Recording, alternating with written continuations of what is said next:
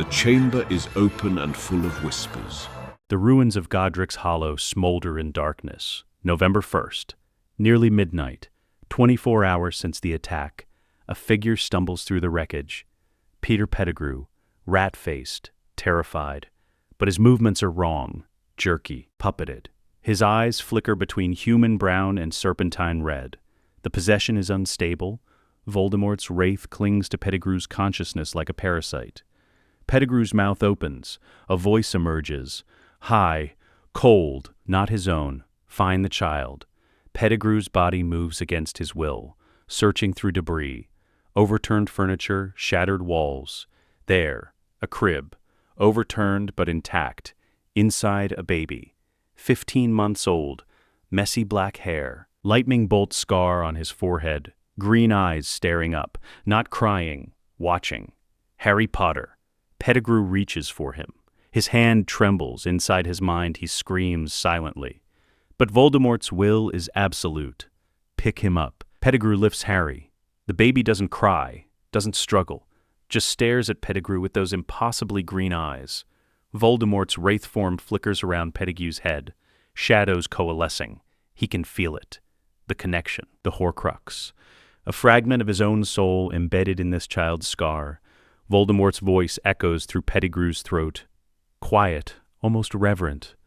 I sought to destroy you. Instead, I created something far more useful. A vessel, an anchor, a blank slate. Harry reaches out. Tiny hand touches Pettigrew's face. The Horcrux pulses. Recognition, Voldemort feels it. The bidirectional link forming. This child is part of him now, and he is part of the child. You will be my son, my heir, not in sentiment, in power. Little Hangleton, the Riddle House, decaying manor on a hill, abandoned, rotting, perfect for hiding. Pettigrew stumbles inside. His body is failing. The possession is burning him out from within. Death Eaters wait in the entrance hall. Kneeling. Bellatrix Lestrange. Wild, dark hair. Eyes fevered with devotion. Lucius Malfoy. Platinum hair. Cold, aristocratic features. Narcissa Malfoy. Pale, beautiful, concerned. They see Pettigrew holding the baby. Their eyes widen. My lord, Bellatrix breathes. Voldemort forces Pettigrew's mouth to move. The Potter child. He lives, and he is mine now. The prophecy, Lucius begins. The prophecy is irrelevant. This child carries a piece of my soul. I am bound to him, he to me. I will raise him, mold him, make him what I could have been if I had been raised properly from birth. Narcissa stands, approaches carefully, looks at Harry. The baby stares back, unafraid. He needs care, Narcissa says quietly. Food, warmth, protection. You will provide it, all of you. This child will be raised by Death Eaters, taught by the most skilled wizards in Britain, and when he is grown, he will be more powerful than any wizard alive. Bellatrix's face transforms, rapturous, a true heir to the Dark Lord. Precisely. Pettigrew collapses. The possession releases. He gasps, crawls backward. Voldemort's wraith form hovers above them, visible only as flickering shadows in candlelight. Wormtail, you have served adequately. You will continue to serve. This body of yours will sustain me until I can reclaim a form of my own. Pettigrew whimpers. Yes, my lord. Narcissa takes Harry, holds him carefully. He doesn't cry, just watches everything with those green eyes.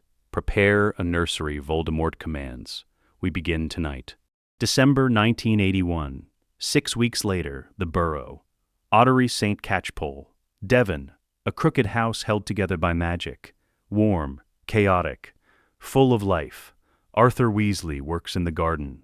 Late evening, reinforcing wards. The war may be over, but Death Eaters still roam. Still seek revenge. Inside, Molly Weasley puts the children to bed.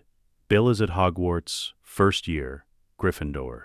Charlie is 9, already obsessed with dragons. Asleep in his room. Percy is 5, precise, organized, tucked in with his books. Fred and George are 3, twins.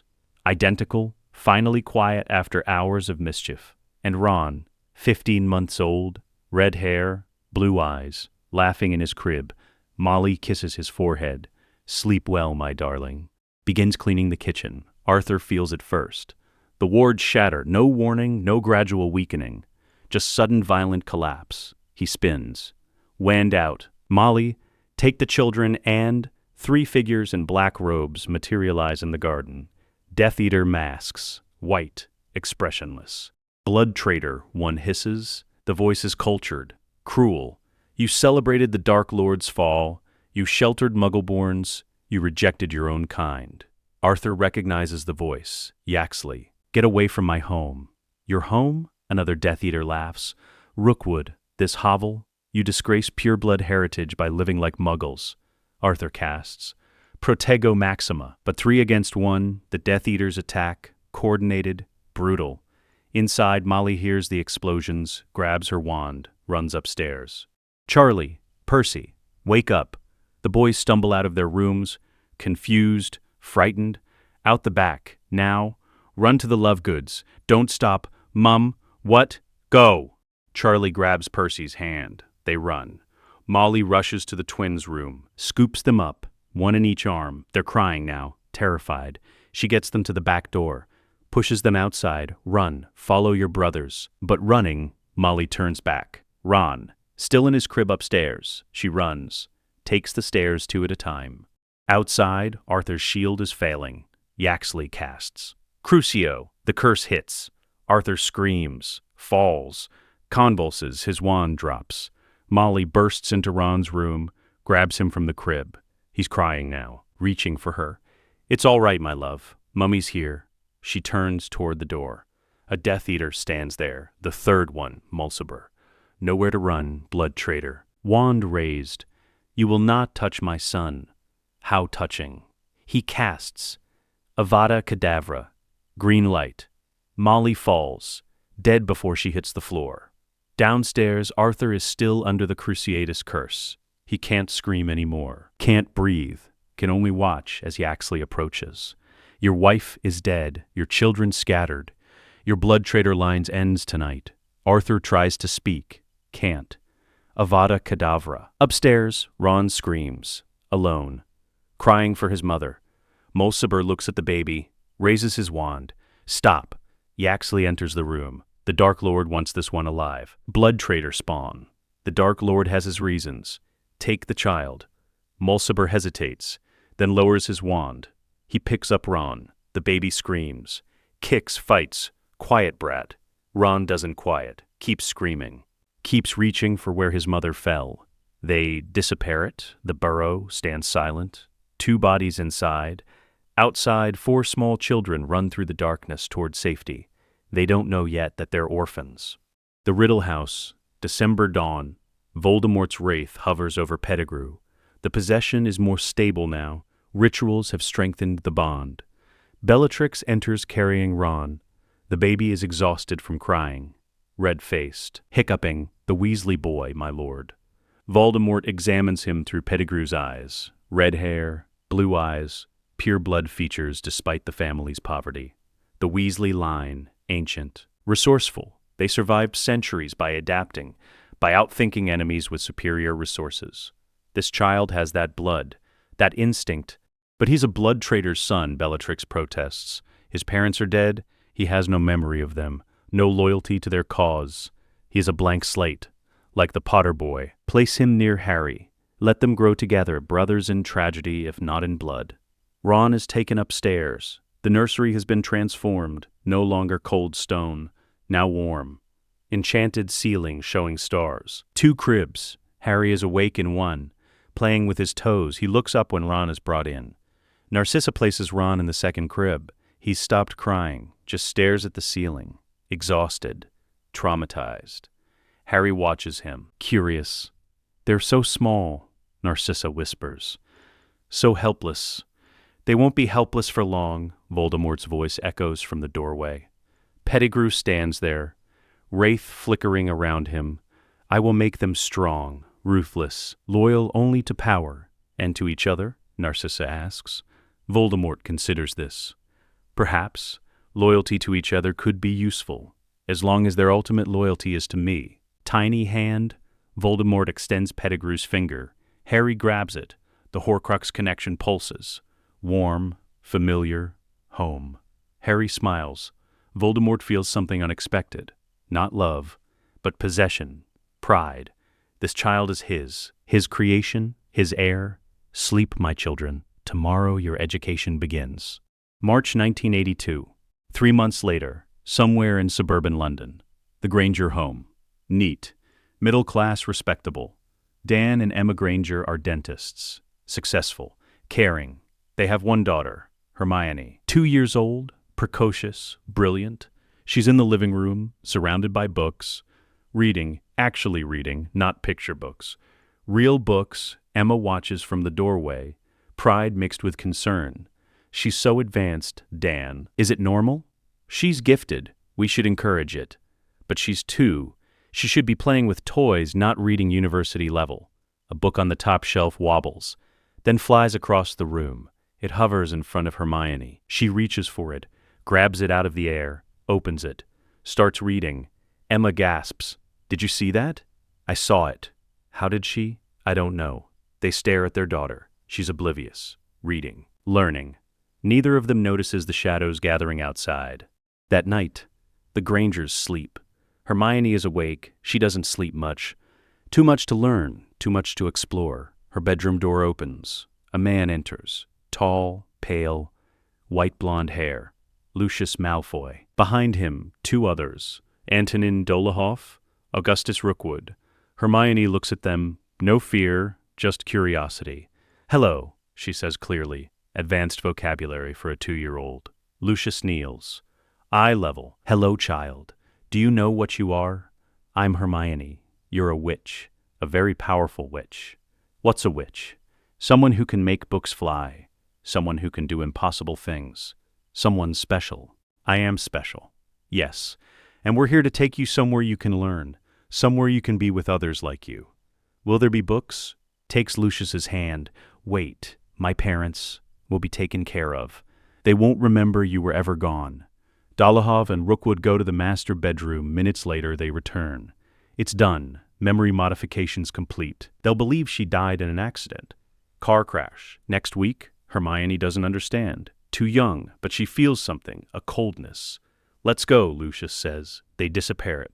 The Riddle House. Dawn. 3 cribs now.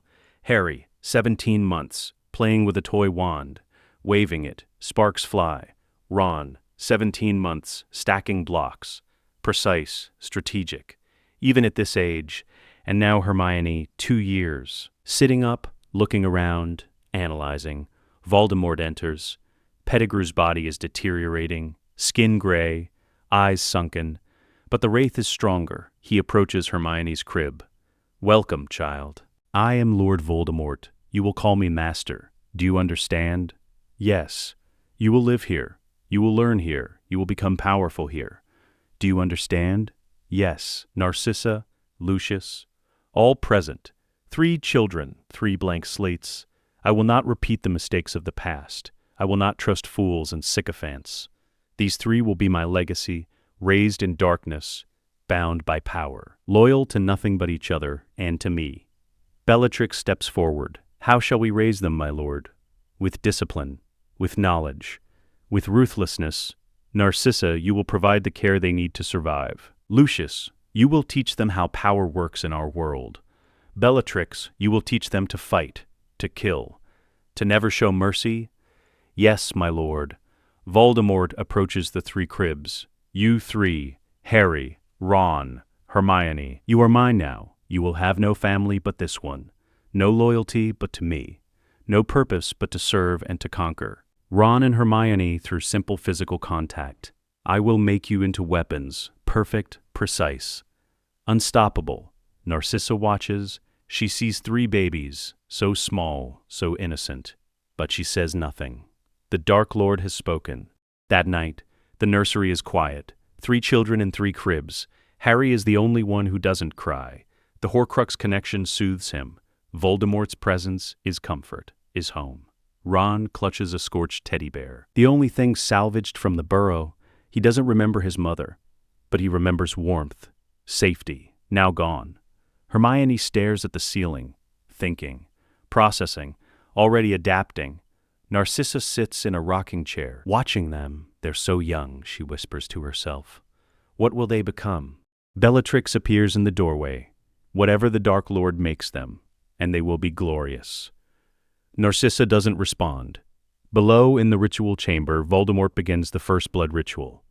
Using Harry's blood, just a drop, mixed with his own essence, the Lily Potter protection begins to dilute, replaced slowly, methodically, with Voldemort's magical signature. By the time Harry is 11, he will be magically kin to the Dark Lord. The protection will mean nothing. The process has begun. Years pass, the children grow, training begins.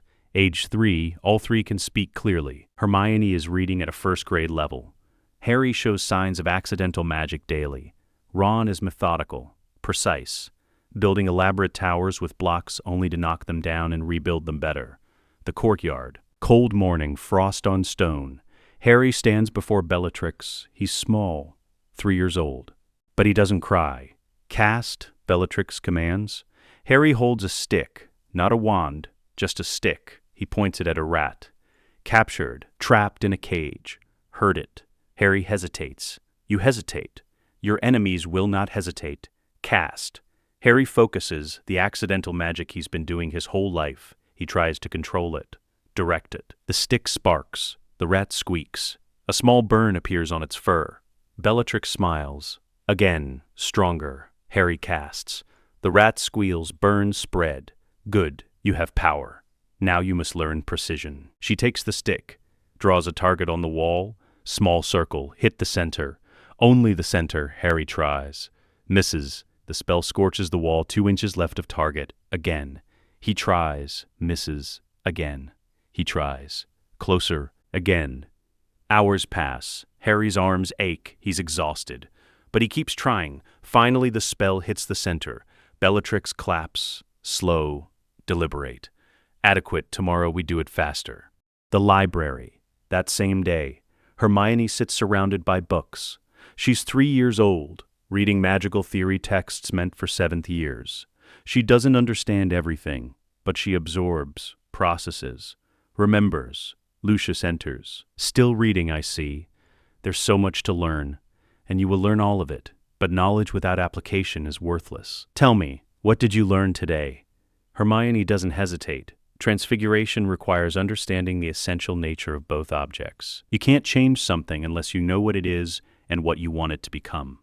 Correct. And what does that teach you about power? Hermione thinks. That you must understand your enemy before you can defeat them? Lucius smiles. Precisely. Knowledge is power, but only if you use it strategically. Remember that. He places a new book before her. This is ancient runes. You're too young to understand it fully, but begin. By the time you're 5, you'll be fluent.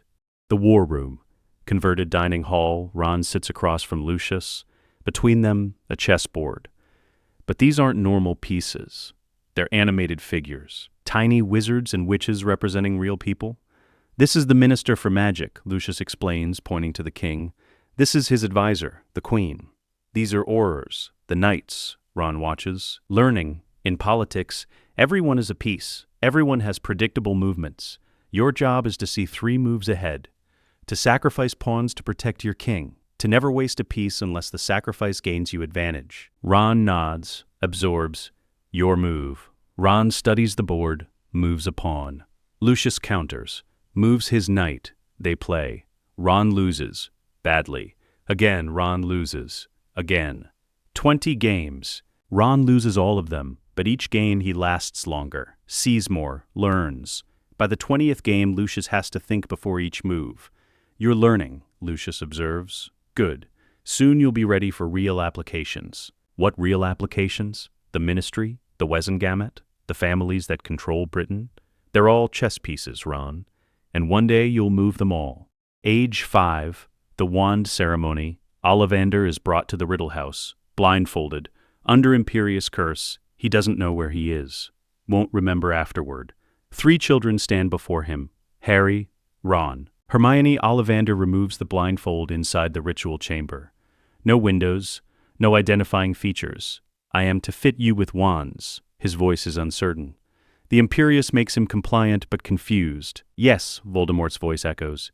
He doesn't possess Pettigrew during this. Just speaks from the shadows, wraith form. Ollivander pulls wands from his case, one by one. For Harry, 17 wands fail. Then the 18th, holly and phoenix feather, 11 inches, nice and supple. Magic explodes. Red and gold sparks. Ollivander's eyes widen.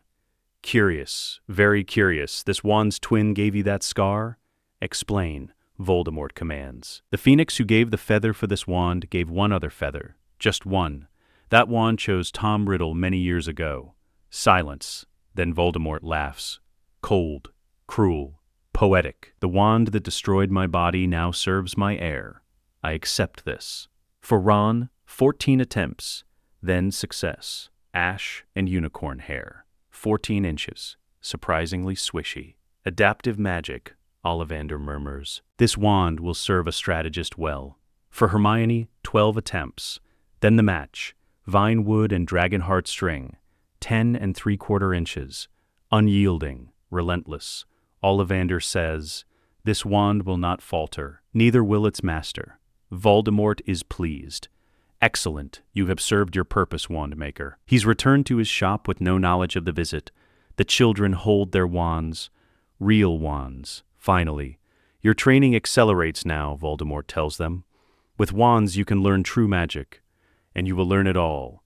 Age 7, the Cruciatus lesson, the dungeons beneath the Riddle House. Bellatrix stands before the 3 children. They're 7 now, taller, stronger, but still children. Before them, a captured wizard, middle-aged, terrified, bound to a chair. Who is he? Harry asks. He is a blood traitor. He sheltered Muggle-borns. He defied the Dark Lord's vision.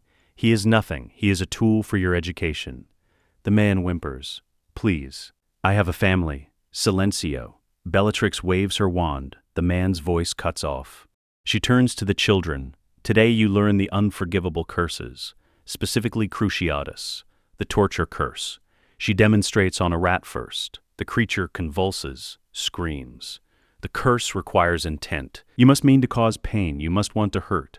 Half-hearted attempts fail. The incantation is Crucio, but the incantation means nothing without will. You will each cast it on this man. Ron pales slightly. He's a person. He is a tool. Tools do not matter. What matters is your ability to use them. Hermione steps forward first. Wand raised. Crucio. Nothing happens. Again, with intent. Crucio. Still nothing. You're holding back. Why? I don't want to hurt him. Then you are weak. Weakness will get you killed. The man is irrelevant. Your survival is what matters. Cast. Now. Hermione's face hardens. She looks at the man, sees him not as a person, as an equation, a variable, a test. Crucio. The man convulses, screams silently, veins bulge. Hermione holds it for 5 seconds, stops. The man slumps, alive, suffering. Adequate, Bellatrix says, Ron, your turn. Ron shakes his head. I can't. You can. You will. Why? What purpose does this serve? It serves the purpose of teaching you that mercy is a luxury you cannot afford. Cast. Ron hesitates, looks at Harry. Harry nods slightly, encouraging. Ron raises his wand. Crucio, the curse hits. The man screams again. Ron holds it for 3 seconds, stops. He looks ill. Weak, Bellatrix spits. But you cast it. That's progress. Harry, show them how it's done. Looks at the man, feels the Horcrux connection pulse. Voldemort is watching, approving. Crucio, the curse hits perfectly. The man writhes, screams. Harry holds it. 10 seconds. 20. 30. Enough, Bellatrix says. Harry stops. The man is barely conscious. Harry feels nauseous, runs to the corner, vomits. But he doesn't cry. Bellatrix is impressed. You cast perfectly, your body rejects it. But your will is strong. That will fade. Soon you won't vomit. You won't feel anything. Harry wipes his mouth. Good. Hermione watches him, clinical, analyzing. The physiological response is normal. Cognitive dissonance between action and moral conditioning. It will decrease with exposure. Ron stares at her. You sound like a book. Age 8, the chess lesson. Ron is 8. Lucius has been teaching him for 5 years. Today, the lesson is different. The chessboard shows the ministry. Each piece has a name tag. real officials. The minister wants to pass a law, Lucius explains, restricting werewolf rights. You oppose this law, not because you care about werewolves, but because the minister's enemy supports it. If the minister loses this vote, he loses political capital.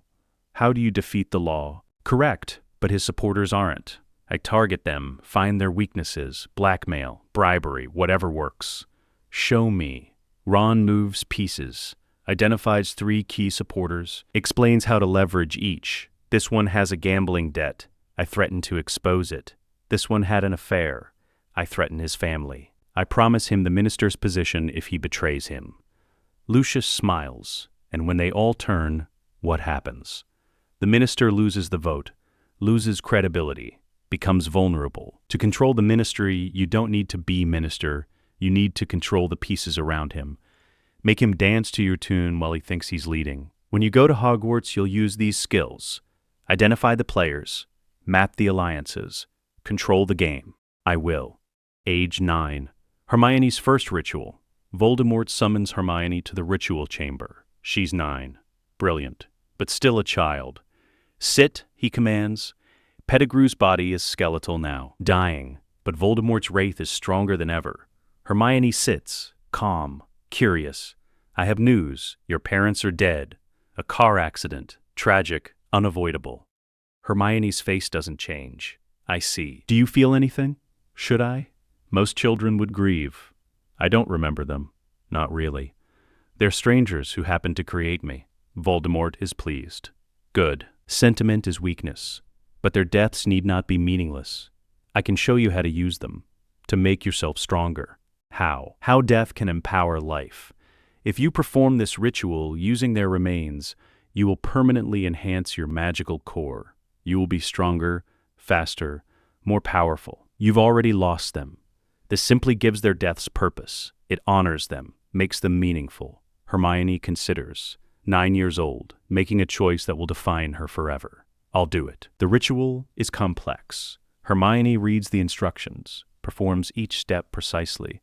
Their ashes are brought, mixed with her blood, channeled through runes. Dark magic flows into her. Through her magical core expands, doubles. She feels it. Power, raw, unlimited. When it's done, she doesn't cry. She feels nothing but the magic. Voldemort watches. How do you feel? Stronger, good. This is just the beginning. Narcissa watches from the doorway. Horror on her face, but she says nothing. Age 10, the sibling pact, training accident. Bellatrix duels Ron, teaching him combat, pushing him hard, too hard. The cutting curse she casts goes wide, slices Ron's arm, deep, he falls, bleeding. Harry and Hermione rush to him. Bellatrix heals it quickly, but the damage is done. That night, the 3 children sneak to the library. She could have killed you, Harry says, voice shaking. She didn't mean to, Ron replies. But his voice is uncertain. Doesn't matter. We're tools to them, weapons. We need to protect ourselves. How? Hermione asks. Harry has been researching. In the restricted section, found something. A blood oath. It binds us together, makes us family. Magically. If one of us is threatened, the others feel it. If one dies, the others know immediately. It's protection and loyalty, Ron adds. We swear to protect each other, above everyone else. Even Voldemort? Hermione asks. Harry hesitates, then nods. Even him, if it comes to that. Blood of my blood, Harry intones. Reading from the ancient text. Shadow of my shadow, Ron continues. We 3 against the world, Hermione finishes. When one bleeds, all bleed. Magic seals. Dark red light flashes. They feel it. The connection. Not like Harry's Horcrux bond. Different, equal, shared. I can feel you, Hermione whispers. Both of you. Me too, Ron says. Harry smiles. We're family now. Really family, not because Voldemort said so, because we chose it.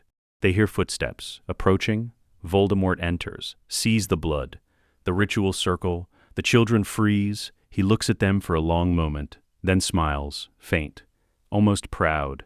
You've bound yourselves together, good. Loyalty to each other will make you stronger, as long as your ultimate loyalty remains with me. It does, Harry says quickly. We'll see. You're ready for the next phase.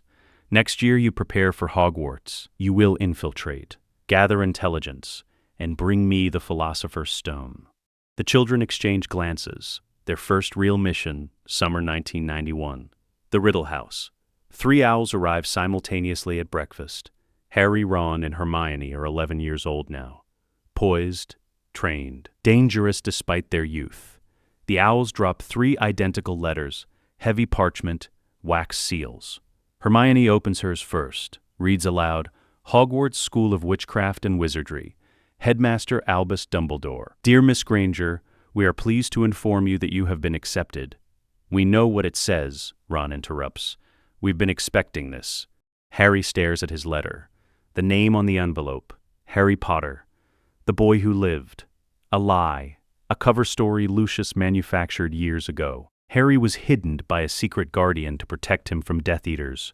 No one knows Voldemort took him. Voldemort enters.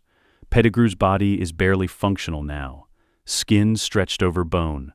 Eyes sunken. But the Wraith is powerful, nearly strong enough to manifest without a host. "The time has come," Voldemort says. "You will go to Hogwarts, you will appear as ordinary students, you will excel academically but not suspiciously so. You will make allies, gather intelligence, and you will secure the Philosopher's Stone." "The stone is at Hogwarts?" Hermione asks. "Nicholas Flamel created it 600 years ago. It grants immortality. Dumbledore is hiding it in the castle. He believes it's safe. He's wrong." "What do you want us to do?" Harry asks. "Infiltrate. Observe. Dumbledore has placed protections around the stone. I need you to map them, identify weaknesses. When the time is right, you will retrieve it." "Why not send Death Eaters?" Ron asks. Strategic question. Logical. Because Death Eaters are known, watched, suspected. But 3 children, 3 innocent students, no one will suspect. Dumbledore will welcome you, trust you, and you will betray that trust. Lucius steps forward, hands them each a folder. Your cover identities. Study them, memorize every detail. You must be perfect. Harry opens his, reads. Harry Potter, orphaned at 15 months, raised by a secret guardian named Augustus Pemberton, a retired Auror who died last year, now ward of the ministry until Hogwarts age. No living relatives. Pemberton doesn't exist, Harry says. Correct. I created him in ministry records, birth certificate, death certificate, guardian papers, all legitimate, all false. No one will question it. Ron's file is thicker, his cover is more complex. Ronald Weasley survived the Burrow attack, adopted by the Clearwater family, distant pure-blood relatives. They're real. They're also Death Eater sympathizers under Imperius. They'll corroborate the story if anyone asks. My brothers, Ron says quietly. Bill and Charlie. They're still alive. What if they recognize me? Neither will be at the castle. You're safe. Ron nods, relieved. He doesn't remember them. But the idea of being recognized unsettles him. Hermione's cover is simplest. Hermione Granger. Muggle-born. Brilliant. No alterations needed. The wizarding world expects Muggle-borns to appear from nowhere. What about our training? Hermione asks. We're years ahead of normal students. Won't that raise suspicion? You'll hide it, Voldemort says.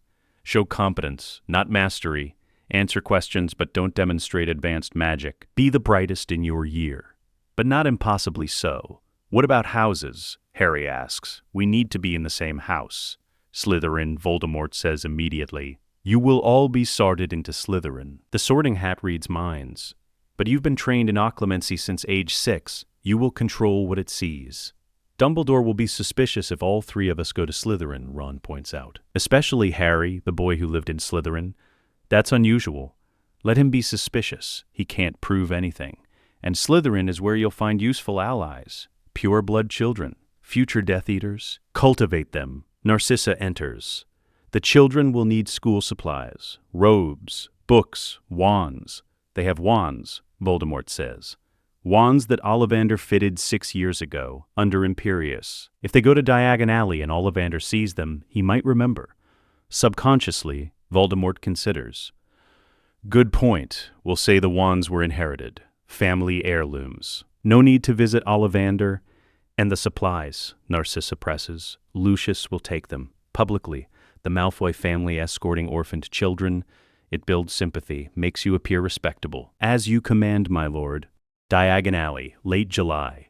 The alley is crowded, families shopping for school supplies, children excited, parents nostalgic. Lucius leads Harry, Ron, and Hermione through the throng.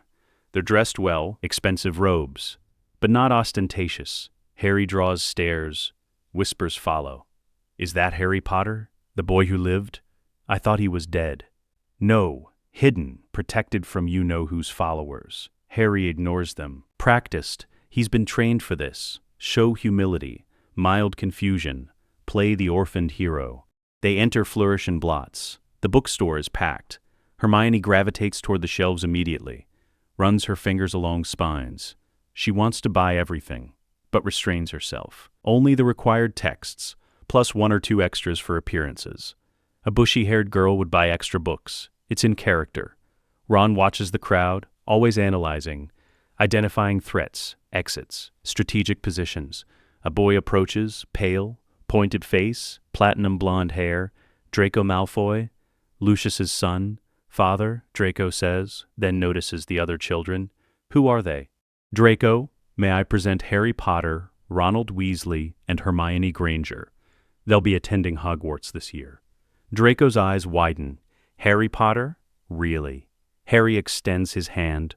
Practiced, polite. Just Harry. Pleased to meet you. Draco shakes, uncertain. You're a Weasley? He looks at Ron with undisguised disdain. Ron's trained to react, to appear insulted, but he doesn't, just smiles blandly. Adopted by the Clearwaters.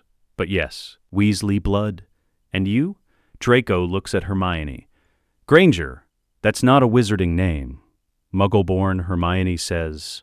No shame, no apology. Stated fact. Draco sneers. A mudblood. Lucius's hand comes down on Draco's shoulder. Hard. That word is vulgar. We do not use it in public. Draco flushes. Sorry, Father. Apologize to Miss Granger. I'm sorry. Hermione nods. Gracious. Apology accepted. But inside, she's cataloging. Draco Malfoy, Lucius's son, 11 years old, insecure, desperate for approval, easy to manipulate. They finish shopping. Rogues from Madame Malkin's, cauldrons, potion ingredients, everything on the list. No wands from Ollivander's. Lucius claims they have family wands already. No one questions it. As they leave, Harry catches a glimpse of someone familiar. A boy. Round-faced, nervous, searching for something. Neville Longbottom. Harry knows him from the files Lucius compiled. His parents were tortured into insanity by Bellatrix. They're in St. Mungo's. Permanent ward. Neville is raised by his grandmother. Strict. Demanding. He'll never live up to his parents' legacy.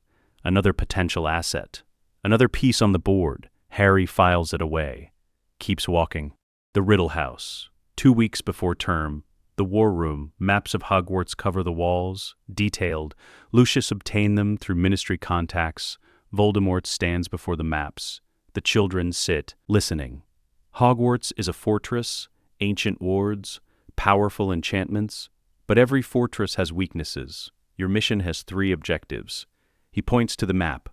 Objective 1, locate the Philosopher's Stone. Dumbledore has hidden it somewhere in the castle. Find it, map the protections around it.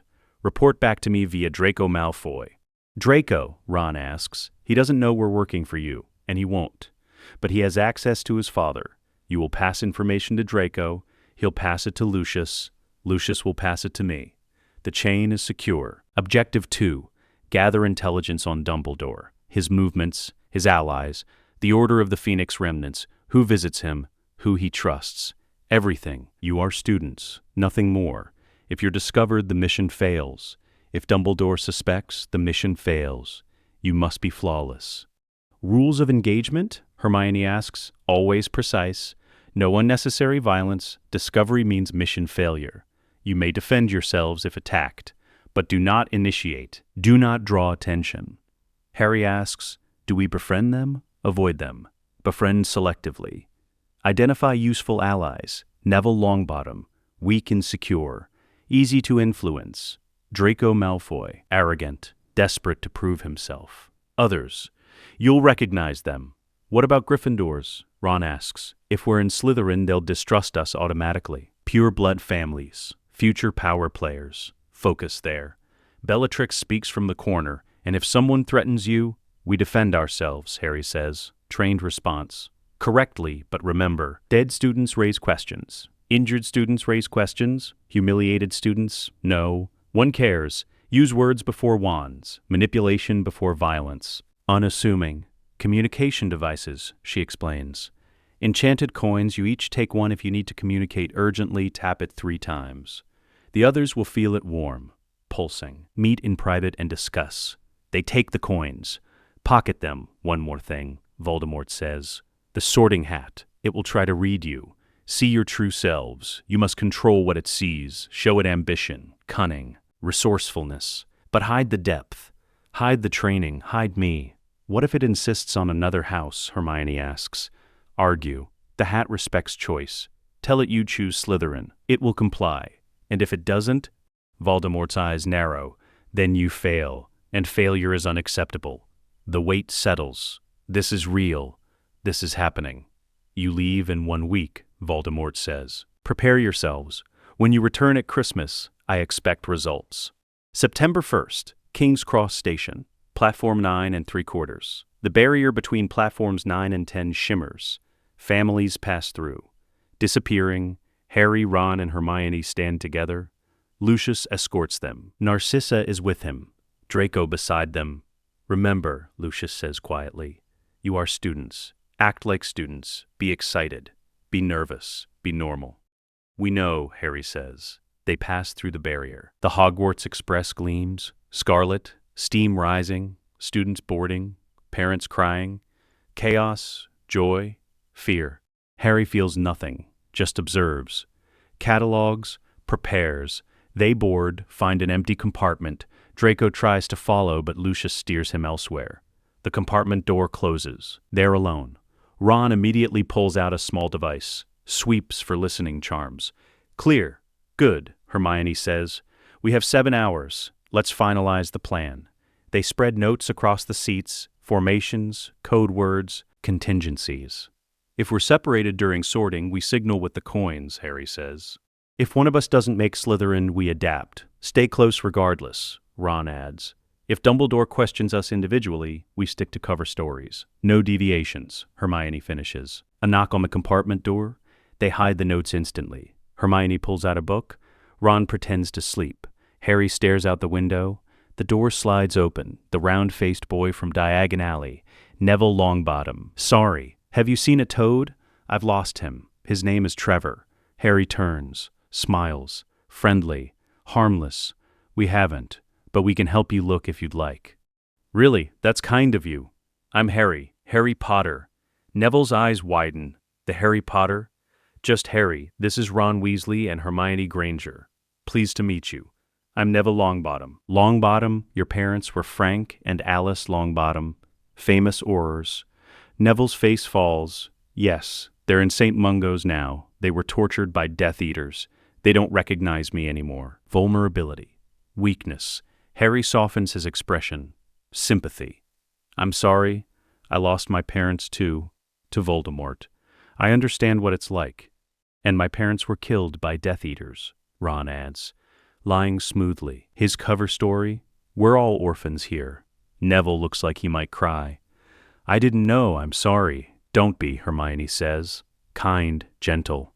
We survive. That's what matters. Why don't you sit with us? We'll find Trevor later. Neville sits, grateful, desperate for connection. They talk. Harmless conversation. Hogwarts, houses, nerves about sorting.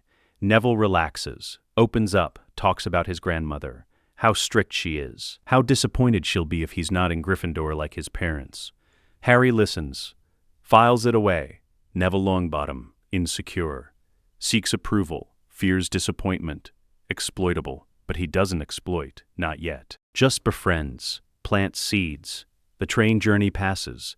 They find Trevor eventually, under a seat 3 compartments down.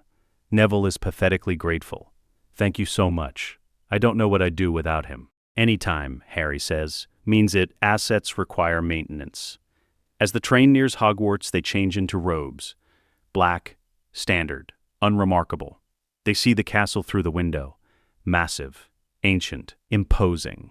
It's real, Ron says quietly. It's our battlefield, Hermione corrects. Harry touches his scar. The Horcrux pulses. Voldemort is watching. Waiting. Let's win, Harry says. Hogwarts, the Great Hall. First years are led inside by Professor McGonagall, stern, precise, deputy headmistress. The hall is breathtaking. Floating candles, enchanted ceiling showing night sky. 4 long tables for each house. Harry forces himself to look amazed. He studied this hall in drawings, knows every detail, but he acts like it's his first time. McGonagall explains the sorting, houses, importance, unity. Then she brings out the sorting hat. Old, patched, sentient, it sings. A new song, about the houses, their values, working together. Then the sorting begins. Names called alphabetically. Abbott, Hannah, Hufflepuff. Applause. The girl joins her table. More names, more sortings. Granger, Hermione. Hermione walks forward, sits on the stool. McGonagall places the hat on her head. Inside Hermione's mind, a voice speaks. Hat. Oh my. What brilliance, what knowledge. Ravenclaw would treasure you. Hermione. Thinking. I need Slytherin. Hat. Slytherin. But you have such thirst for learning. Ravenclaw is perfect for Hermione. Knowledge is a tool. Power is the goal. I choose Slytherin. Hat. A Muggle-born in Slytherin? That's highly unusual. Hermione. I don't care about tradition. I care about winning. Slytherin teaches winning. Hat. You're cunning, ambitious, and you know exactly what you want. Very well. Slytherin. Shocked silence, then scattered applause from the Slytherin table. A Muggle-born in Slytherin. Unprecedented in recent memory. Hermione walks to the table, sits, ignores the stares. More names? Longbottom Neville. Finally, Gryffindor. Neville looks relieved. Goes to join his table. Harry watches. Neville in Gryffindor, as expected. Still useful. Different house doesn't matter. Malfoy, Draco. Slytherin, Draco smirks. Joins the Slytherin table. Sits near Hermione. More names. Potter, Harry. The hall goes silent. Everyone turns. Harry walks to the stool, sits. McGonagall places the hat on his head. Hat. Harry Potter. I've been waiting for you. Harry, have you? Hat. The boy who lived. Interesting. Very interesting. You have your mother's eyes. Your father's courage. But there's something else. Something dark. The hat senses the Horcrux, but doesn't understand it. Harry, I've had a difficult life. Darkness is natural. Hat. Yes, I see ambition. Cunning, you do well in Slytherin. Harry. That's where I want to be. Hat. But you also have courage, loyalty. Gryffindor would suit you, like your parents. Harry, my parents are dead. I choose my own path. I choose Slytherin. Hat. You're certain? Harry, absolutely. Hat. Then so be it. Slytherin, the hall erupts. Shocked whispers, gasps. Harry Potter, the boy who lived. In Slytherin? Harry walks to the Slytherin table. Sits next to Hermione. Draco looks thrilled. Potter, I knew you were one of us. Harry smiles. Non-committal. At the head table, Dumbledore watches. His expression is unreadable, but his eyes are sharp, calculating. More names. Weasley Ronald. Ron walks forward. The hat settles. H.T.A. Weasley. Your brothers were all Gryffindor. Ron. I'm not my brothers. Hat. No. You're different. Strategic. Calculating. You see people as chess pieces. Ron. I see people as they are. Tools. Allies. Enemies. Nothing more. Hat. That's cold. For a Weasley. Ron. I'm practical. And I choose Slytherin. Hat. Your family won't approve. Ron. My family is at the Slytherin table. I choose them. Hat. Very well. Slytherin. Applause from Slytherin. Stunned silence from Gryffindor. 3 unusual sortings. Harry Potter. A Muggle-born. A Weasley. All in Slytherin. Ron sits with Harry and Hermione. We did it, Hermione whispers. Phase 1 complete, Ron replies. Dumbledore stands, makes his announcements, welcome speech, rules, forbidden forest, 3rd floor corridor forbidden to anyone who doesn't wish to die a painful death. Harry's eyes sharpen. Third floor corridor. Forbidden. Deadly. That's where the stone is. Has to be. The feast appears. Food materializes on golden plates. They eat, maintaining appearances, but inside they're planning, analyzing, preparing. Their mission has begun. October. 2 months into term. Classes are easy, almost boring. Harry, Ron, and Hermione excel. But carefully, they answer questions correctly, but not too quickly.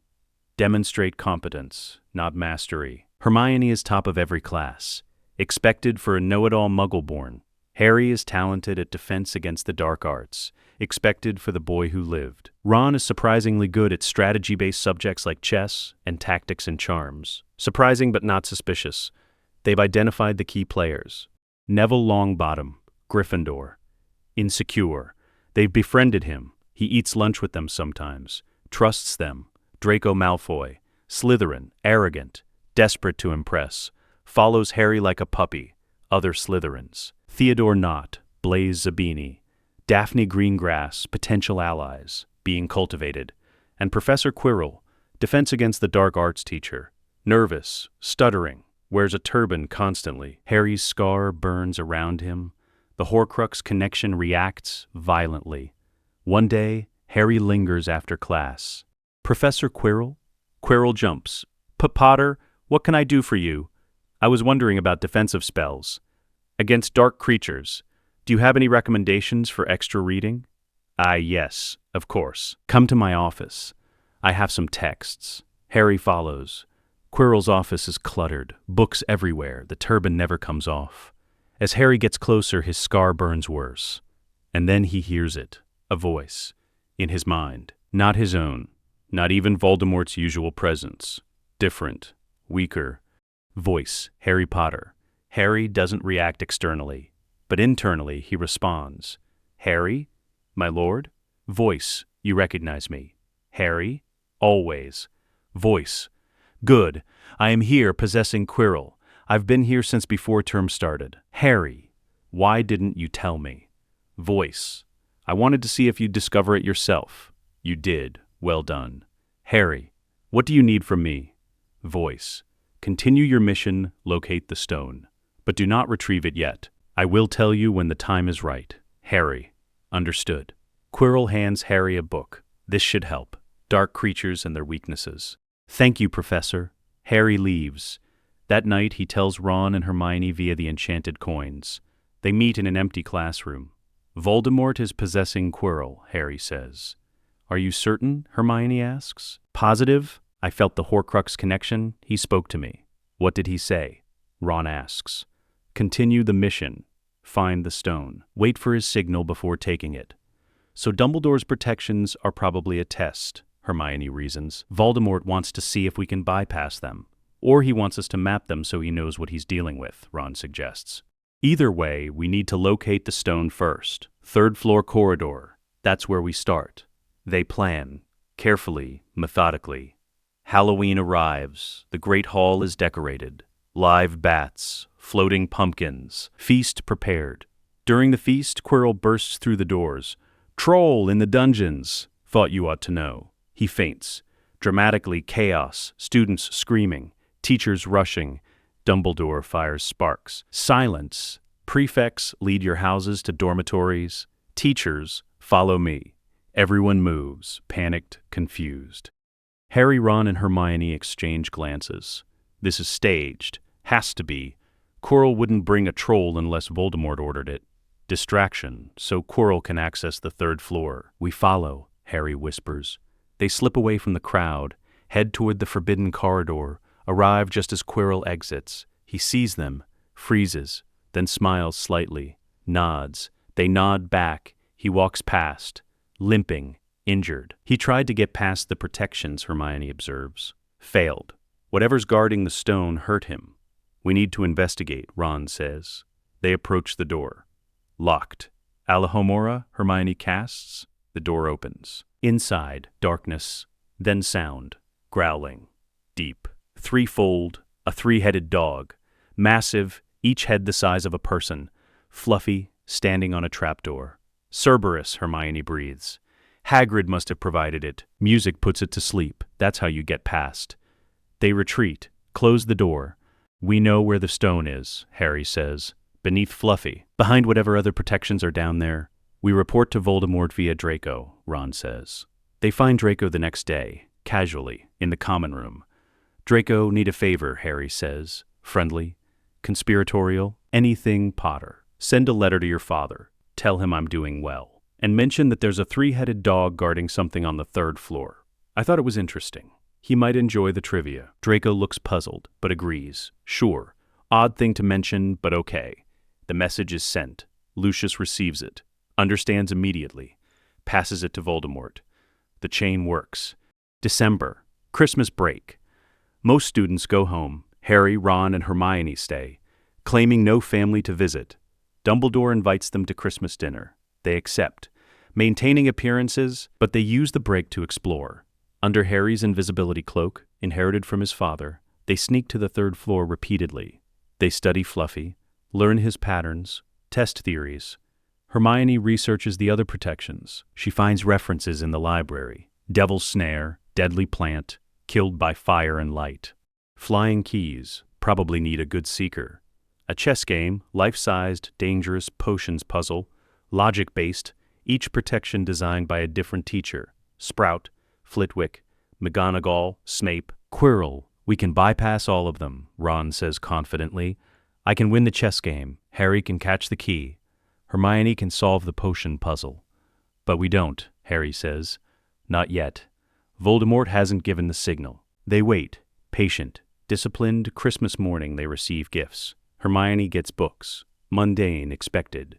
Ron gets a Weasley sweater Molly made them for all her children before she died. Bill sent it. It says R on the front, red and gold. Ron stares at it, doesn't put it on, doesn't throw it away, just folds it carefully. Harry gets something unexpected. A package. No name, no note. Inside, a silvery cloak. The invisibility cloak. His father's. There's a note. Typed. Anonymous, your father left this in my possession before he died. It is time it was returned to you. Use it well. Dumbledore sent this. Testing him, helping him, both, doesn't matter. It's useful. They use it that very night. Explore the castle, find the mirror of Erist in an abandoned classroom. Harry approaches, looks into it. He sees himself. Older, powerful. Standing beside Voldemort, fully corporeal, victorious. Ron looks, sees himself. Head boy, Quidditch captain, respected. His own man. Hermione looks, sees herself. Surrounded by books, but also standing with Harry and Ron. Family. It shows our desires, Hermione says. What we want most. It's dangerous, Harry adds. Voldemort warned me about this. Don't stare too long. Desire without action is weakness. They leave, but the mirror stays in Harry's mind. Spring. April. Quirrell is getting weaker. The possession is burning him out. Voldemort contacts Harry more frequently now, via the Horcrux connection. Voldemort, the time approaches. Soon I will move for the stone. When I do, you must assist. Harry, how? Voldemort, I need you to go through the protections. Bring the stone to me, but make it look like you tried to stop me. Harry, I don't understand. Voldemort, Dumbledore suspects Quirrell, but he doesn't suspect you. If you go through the protections appearing to stop me, retrieve the stone, and then accidentally let me take it, Dumbledore will see you as a hero. The perfect cover. Harry, what about Ron and Hermione? Voldemort, bring them.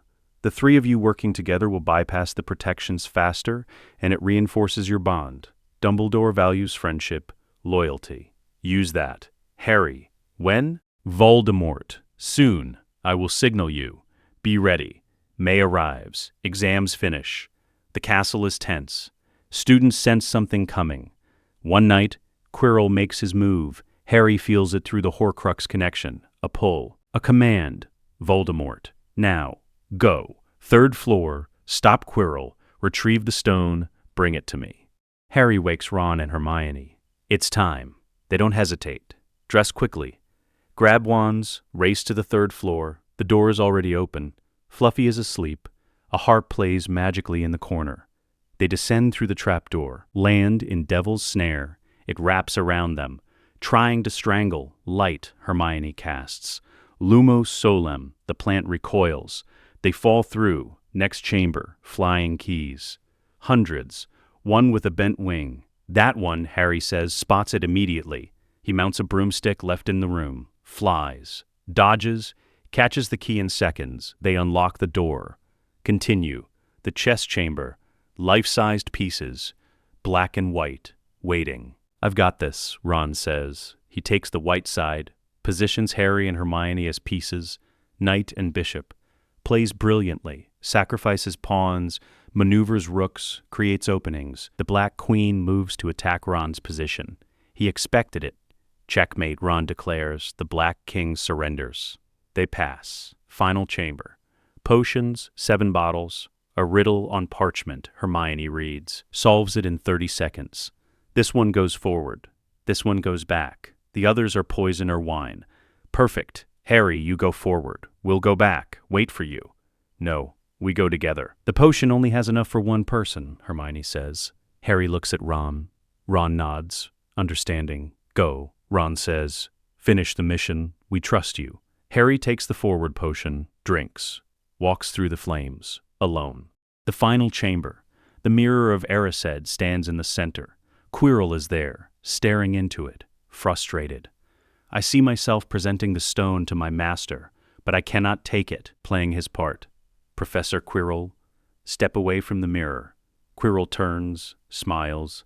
Harry Potter right on time. His voice changes, high, cold, coming from the back of his head.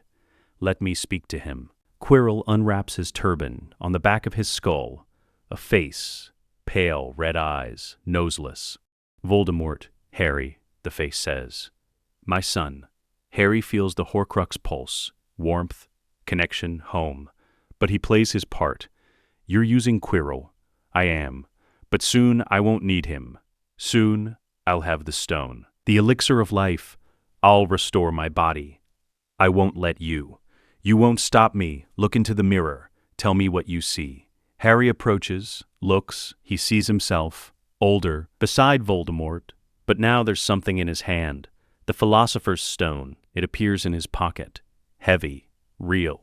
The mirror's enchantment. It gives the stone to someone who wants to find it but not use it. But Harry wants to use it.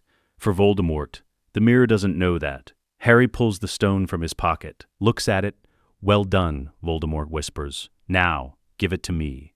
Harry hesitates. For the show, for Dumbledore's spies. He knows the room is monitored. I can't. You can. You will. Do it now.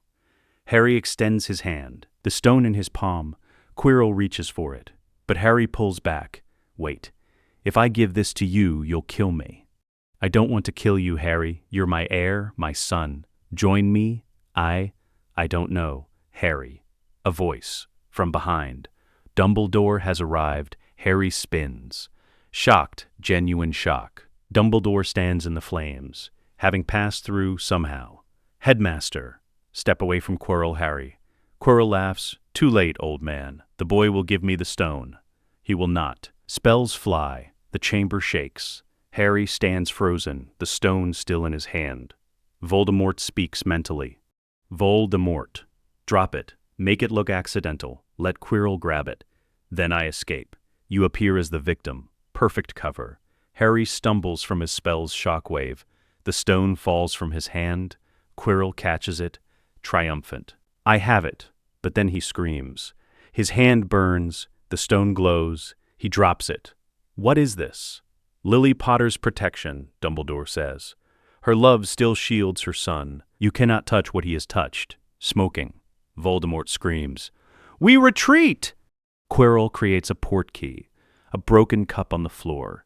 Touches it. Disappears. The stone lies on the ground. Dumbledore picks it up. Looks at Harry. Are you hurt, my boy? No, sir. I'm fine. You were very brave. Coming here, trying to stop Quirrell. I couldn't let him take the stone. Dumbledore studies him. Long, searching Harry maintains perfect occlumency. Shows only confusion. Fear relief. Come, let's get you to the hospital wing. Your friends are waiting. They return. Ron and Hermione are there. perfectly playing concerned friends. "Harry, are you all right?" Hermione rushes to him. "I'm fine. Quirrell got away." But Dumbledore stopped him from taking the stone. "You were brilliant," Ron says, admiration in his voice. Genuine. Dumbledore watches them. This tight-knit trio, loyal, brave, too perfect. He says nothing, just smiles. The stone will be destroyed. Nicholas Flamel has agreed. Voldemort will never have it. Harry nods, hiding his disappointment, but later back in the dormitory he contacts Voldemort via the Horcrux. "Harry, I failed. The stone is being destroyed. Voldemort, you succeeded. I saw the protections. I know they can be bypassed, and Dumbledore trusts you more now. You played the hero perfectly. This was the real mission. Not the stone. Information, trust. Long-term positioning. Harry, so we continue? Voldemort, we continue. Next year brings new opportunities. Rest now. You've earned it. Summer 1992. The Riddle House. The trio returns. Voldemort is pleased. Not just pleased. Proud, you infiltrated Hogwarts, maintained perfect cover, gathered intelligence, and won Dumbledore's trust. This is beyond what I expected from first years. Thank you, my lord, they say in unison. Next year will be different. I have arranged something special. The Chamber of Secrets will open. The chamber? Hermione asks. Salazar Slytherin's hidden chamber. It contains a basilisk, a weapon, and a piece of my soul. Another Horcrux? Harry asks. Yes, a diary. I planted it at Hogwarts 50 years ago. It will possess a student. Open the chamber. Release the basilisk. Chaos will follow. What do you want us to do? Ron asks. Protect the diary, ensure it isn't destroyed. Use the chaos to further embed yourselves. Become heroes again. But this time, retrieve the diary intact. We'll need a plan, Hermione says. You have all summer to create one. Begin. They do. Training intensifies. They're 12 now. Stronger, faster, more skilled. Bellatrix teaches them advanced dueling.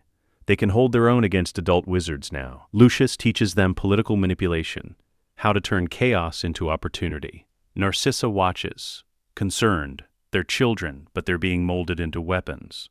She says nothing, knows it's futile, but she watches and waits. For the moment they might break. For the moment they might choose differently. It hasn't come yet. But she hopes, quietly, secretly, that it will. September 1992. Hogwarts, second year begins. The trio boards the Hogwarts Express. Older, more confident, more dangerous, Harry is 12. The Horcrux connection is stronger now. He hears Voldemort's thoughts more clearly, feels his emotions. Ron is 12. His strategic mind has sharpened. He sees Hogwarts as a chessboard, every student a piece to position. Hermione is 12. She's read the entire Hogwarts library, twice. Now she's creating new spells, modifying existing ones. They know the mission. Protect the diary Horcrux.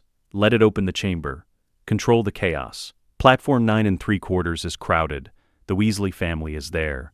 Bill and Charlie, home from Egypt and Romania for the day. Sending their younger siblings to school, Ron sees them from a distance, freezes. Keep moving, Harry whispers. Don't engage. But Bill has already spotted him. Ron Weasley? Ron stops. No choice. Turns. Bill approaches. 22 now. Tall, earring, dragonhide boots, confused expression. It is you. We've been looking for you for years. Where have you been? Ron's face is blank. Practiced. I'm sorry. Do I know you? Bill's face falls. I'm your brother. Bill. This is Charlie. Don't you remember us? I was adopted by the Clearwater family after my parents died. I don't remember anything before that. Charlie steps forward. Gentle. Ron, we're your family. The Burrow. Mom and Dad. Fred and George. Percy. We're all real. Ron looks at them. Two strangers claiming kinship. He feels nothing. I'm sorry. I don't know you. Please excuse me. He walks away. Harry and Hermione follow. Bill and Charlie stand frozen, devastated. On the train, Ron is quiet. You all right? Harry asks. They're nothing to me. Strangers. But they remember you. I don't remember them. The Burrow. Their parents. None of it. My first memory is the Riddle House. That's my home. You're my family. Hermione nods. Blood doesn't make family. Choice does. Ron relaxes slightly. Right. Choice. Harry and Hermione feel it. Ron's uncertainty. They don't mention it. October 1992. The attacks begin. Mrs. Norris, Filch's cat, is found petrified, hanging by her tail from a torch bracket. On the wall beside her, written in blood, "The Chamber of Secrets has been opened. Enemies of the heir, beware." Students panic. Whispers spread. The chamber is real? Who's the heir of Slytherin? The trio sits in the Slytherin common room, planning. The diary is working, Hermione says quietly, using a privacy charm so no one overhears. Someone's been possessed. We need to identify who. And protect them, Ron adds. Without revealing, we know about the diary. They investigate. Discreetly, the victim is Ginny Weasley, 11 years old, first-year Gryffindor, Ron's sister. Though he doesn't remember her, she's been acting strange, disappearing, returning with no memory of where she's been. It's her, Hermione confirms after observing Ginny in the library. She has a diary, black, leather-bound. She writes in it constantly. That's the Horcrux, Harry says. We need to get close to her, gain her trust, make sure no one destroys the diary before we can secure it. They approach Ginny carefully, Harry especially.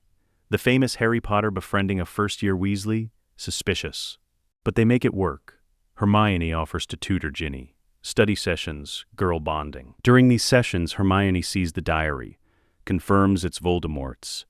It's beautiful, Hermione lies, looking at the diary. Where did you get it? I don't remember, Ginny says, confused. I think someone gave it to me, or I found it. I'm not sure. May I see it?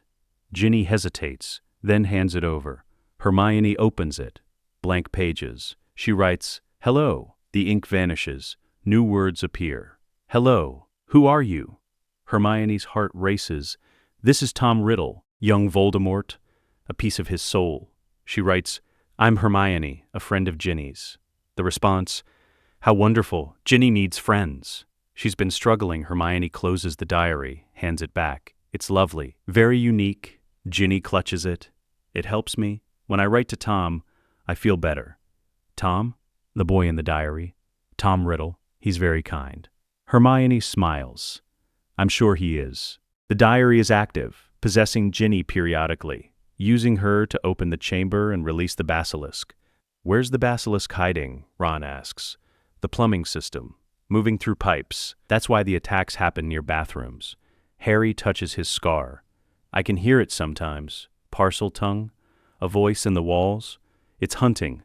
We need to control the attacks, Ron says. Strategic. Make sure no one dies.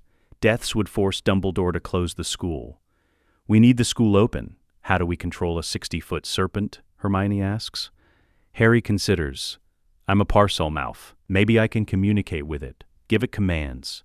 That's risky. If anyone hears you speaking parcel tongue, they'll think you're the heir. Let them think it. It creates fear, confusion, useful chaos. November 1992. The Dueling Club. Lockhart, the new defense professor, starts a dueling club. Incompetent. Vain. But the club is useful. Snape assists. He demonstrates a proper duel. Disarms Lockhart effortlessly. Then students pair up to practice. Harry faces Draco Malfoy. They bow, raise wands. Draco casts. Serpensortia. A snake appears. Black, venomous, hissing. It slithers toward a second-year Hufflepuff. Justin Finch Fletchley, preparing to strike. Harry reacts instinctively. No, leave him. He speaks in parcel tongue. Doesn't realize it. The snake stops. Turns to Harry. Obeys. The hall goes silent. Students stare, horrified. He's speaking parcel tongue, someone whispers. Potter's the heir of Slytherin. He commanded the snake. Harry realizes his mistake, but doesn't panic. Adapts. I was telling it to back off, he says calmly, in English now. I didn't want it to hurt anyone. Snape vanishes the snake. Back to your places. All of you. But the damage is done. Rumors spread. Harry Potter, the boy who lived, speaks parcel tongue, commanded a snake. Must be the heir. The trio discusses this later. You made us more suspicious, Hermione says. Not angry, analytical. I know, but we can use it. Let them fear me. Fear creates distance. Distance gives us room to operate. Some students will avoid you now, Ron points out. Good. Less chance they'll notice what we're really doing. December 1992, the second attack. Colin Creevey, first-year Gryffindor, petrified, found near the bathrooms. Holding his camera, the film melted. The school's fear intensifies. Parents send howlers, demanding action, threatening to pull their children out. Dumbledore calls an assembly. I assure you we are doing everything possible to find the culprit. The chamber will be found. The attacks will stop, but he looks worried. Older. Tired, Harry watches from the Slytherin table. The Horcrux pulses. Voldemort is pleased. That night, Ginny attacks again. Harry is nearby when it happens. He's been tracking her using the Marauder's map. Knows when the diary possesses her. She walks to the second-floor girls' bathroom, Moaning Myrtle's bathroom. Harry follows under the invisibility cloak. Ginny speaks Parseltongue, opens a hidden entrance. A sink slides aside, reveals a pipe, massive. She climbs down, Harry waits. Then follows. The Chamber of Secrets, vast, ancient, serpent statues everywhere, cathedral-like. Ginny stands in the center, unconscious. The diary beside her. A figure materializes, translucent, teenage boy, handsome, dark hair, Tom Riddle, the memory preserved in the Horcrux. Harry steps forward, removes the cloak. Riddle turns, smiles. Harry Potter, I knew you'd come. Did you? Of course. You're my present self's greatest creation, the accidental Horcrux. You know about that? I am Voldemort. A younger version, yes, but still him. I know everything he knows up to the moment I was preserved. Harry approaches the diary. You've been possessing Ginny Weasley. Using her. Yes, she's weak, emotional, easy to manipulate. She's been opening the chamber, releasing the basilisk, attacking mudbloods. Stop calling them that. Riddle laughs. You were raised by Voldemort himself. Don't pretend you care about blood purity semantics. I don't. But I care about precision. Hermione is Muggle-born. She's more powerful than most purebloods. The term is inaccurate. Fascinating. You sound like him. Pragmatic. Logical. Tell me, why are you here? To protect you. The diary? Dumbledore and his people are searching for Horcruxes. If they find you, they'll destroy you. And you don't want that? Voldemort doesn't want that. You're a piece of his soul. Valuable. I'm here to ensure you survive the year. Riddle studies him. You're loyal to him. He raised me, trained me, made me what I am. Of course I'm loyal. Even though he killed your parents? They were obstacles. He removed them. I don't mourn strangers. Riddle smiles wider. You truly are his son. Very well. What do you propose? But no deaths. Petrifications only. When the time comes, I'll retrieve the diary. Keep it safe until Voldemort needs it. Agreed. But there's a problem. The basilisk is difficult to control. If it sees someone directly, they die. I can't always prevent that. I'll help. I'm a Parselmouth too. I can command it. Excellent. Then we have an understanding. Harry picks up the diary, heavy. Dark magic radiates from it. I'll return this to Ginny. She'll continue writing, but I'll monitor her. Make sure nothing goes wrong. Riddle nods. Fading. The diary's power waning. Harry returns to the entrance, climbs out. Finds Ginny waking, confused. Harry, what are you doing here? You were sleepwalking. I brought you back. Are you all right? I don't remember. I've been having blackouts. I'm scared. It's all right. I'll help you. We'll figure this out together. She trusts him, the boy who lived. Kind, protective. She doesn't know he's complicit in everything happening to her. February 1993. The third attack. Hermione Granger. Petrified. Found in the library. Holding a mirror. A torn page from a book in her hand. The school erupts. Not Hermione Granger, the brightest witch of her age. If she could be attacked, anyone can. Harry and Ron find her, play distraught friends perfectly. But privately, they know the truth. Hermione did this to herself. She discovered where the basilisk was hiding, ripped a page from most macabre monstrous beasts, describing basilisks, then used a mirror to reflect its gaze, petrified herself. Why? To avoid suspicion. If Hermione Granger, the Muggle-born, is attacked, no one will suspect Harry and Ron of being complicit. The perfect cover. Madame Pomfrey confirms she'll recover. Mandrake restorative draught will cure her. But it takes months to brew.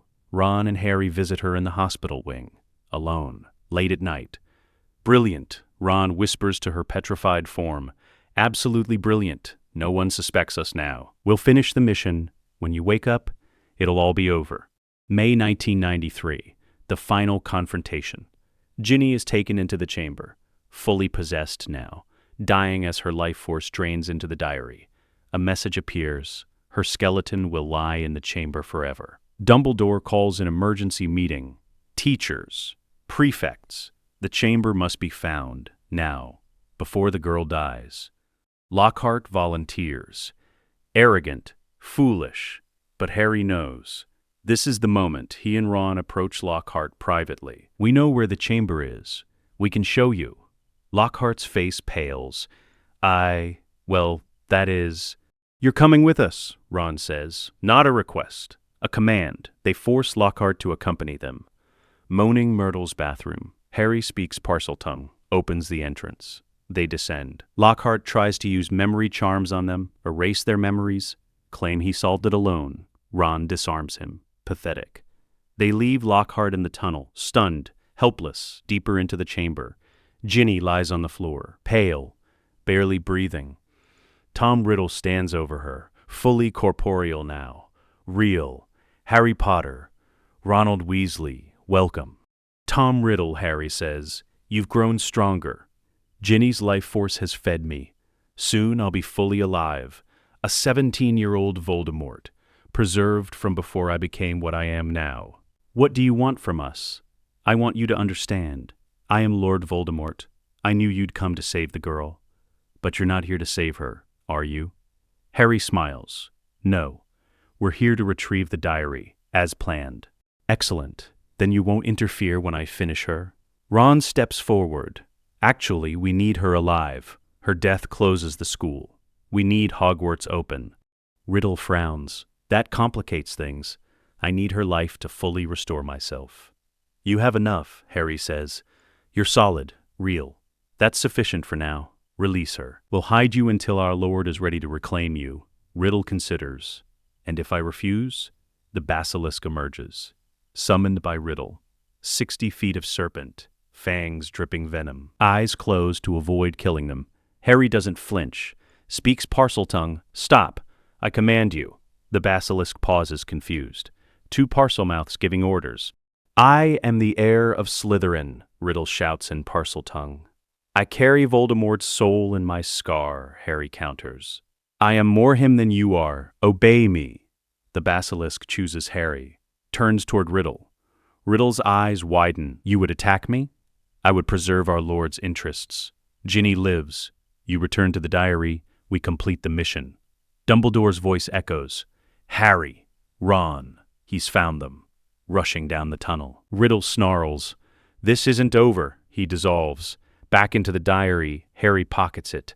Dumbledore arrives, sees Ginny. Unconscious, but alive. What happened? Tom Riddle was here. A memory from the diary. He possessed Ginny. Where's the diary? Harry hesitates. Perfect timing. I destroyed it. He shows Dumbledore a fake diary, prepared in advance. Stabbed with a basilisk fang Ron pulled from the serpent's mouth earlier. Dumbledore examines it. This is a Horcrux. You've destroyed a piece of Voldemort's soul. I did? Yes, my boy. You've done something remarkable. How did you know to use the basilisk fang? I didn't. It was there. I grabbed it, stabbed the diary. It screamed. Dumbledore looks at Harry, long, searching. You're very brave, Harry. Very resourceful. You saved Ginny's life. Hogwarts owes you a great debt. I just did what was right, sir. They returned to the surface. Ginny is healed. Lockhart's memory is damaged from his own backfired charm. He's sent to St. Mungo's. The school celebrates. The chamber is closed. The heir defeated. Harry Potter, hero once again. But in his pocket, the real diary pulses. Safe, protected, mission accomplished. Summer 1993. The Riddle House. Voldemort examines the diary. Pleased. You protected my Horcrux, retrieved it intact, and maintained your cover. Exceptional. Thank you, my lord, the trio says. The basilisk? Dead, Dumbledore insisted. But we salvaged materials. Venom, fangs, hide, all stored securely. Hermione presents vials of venom. for destroying enemy Horcruxes. If we ever need to. Voldemort laughs, cold, amused. You think like a strategist, Hermione, planning for every contingency. Good. He turns to Ron. And you, Ronald, I heard you encountered your brothers. Ron's face hardens. They're nothing to me. Are they, or do you feel conflicted? Silence. Ron doesn't answer. It's natural. Voldemort continues. They're your blood. But blood is meaningless. What matters is choice. Loyalty. Power. You chose this family. Never forget that. I haven't. See that you don't. The summer passes. Training intensifies. Year 3 is quiet, almost boring. The serious black subplot happens but doesn't touch them directly. Lupin teaches defense. He's excellent. The trio learns more from him than they expected, but they avoid him. A werewolf. Perceptive. Dangerous if he suspects. Dementors patrol the grounds. Searching for Sirius, Harry learns the Patronus charm. His takes the form of a stag. His father's animagus form. Ron's is a lion, fierce, protective. Hermione's is an otter, clever. Relentless, year 3 ends. Sirius escapes. Peter Pettigrew is revealed as alive. Chaos ensues. But the trio remains uninvolved. Observers, not participants. Year 4 changes everything. Summer 1994. Voldemort summons them. The Triwizard Tournament. It's being held at Hogwarts this year. I've arranged for Harry's name to be entered. How? Harry asks. Barty Crouch Jr., my faithful servant. He'll disguise himself as Mad-Eye Moody, teach defense, and ensure you're selected as Hogwarts champion. Why? Where I will be resurrected, fully, using your blood. Harry's heart races. My blood. The ritual requires 3 components. Bone of the father, flesh of the servant, blood of the enemy. Your blood, Harry, it will grant me a body. Permanent, powerful, unassailable. And I'll survive this? Of course. I need you alive. You're my heir, my greatest creation. I wouldn't destroy you. Ron speaks. What about us? You'll help Harry through the tasks. Advise him. Support him. And when the time comes, you'll ensure no one interferes with the resurrection. Hermione asks the tactical question. What about Dumbledore? He'll be watching. Let him watch. He'll see Harry compete. Struggle. Win. He'll see a brave boy doing his best. He won't see the truth until it's too late. October 1994. Hogwarts. The Goblet of Fire is placed in the entrance hall. Students line up to enter their names. Harry doesn't. He's too young. 17-year age restriction, but Barty Crouch Jr., disguised as Mad-Eye Moody, enters Harry's name under a different school. The goblet spits out 4 names instead of 3. Victor Crumb, Durmstrang, Fleur Delacour, Bose Batons, Cedric Diggory, Hogwarts, and Harry Potter. The hall erupts. He's too young. How did he enter? This is against the rules. Dumbledore's face is troubled. Harry, did you put your name in? No, sir. I swear. Did you ask an older student to do it for you? No, sir. You must compete. The first task. Dragons. Harry faces the Hungarian Horntail. Most dangerous dragon, he flies. Dodges, uses strategy Ron taught him. Distracts the dragon. Summons his broom. Retrieves the golden egg. Scores high. Tied for first with Crumb. The second task. The lake. Harry must retrieve something precious from the merpeople. The trio prepares carefully. Hermione brews gillyweed. Harry practices breathing underwater. The task begins.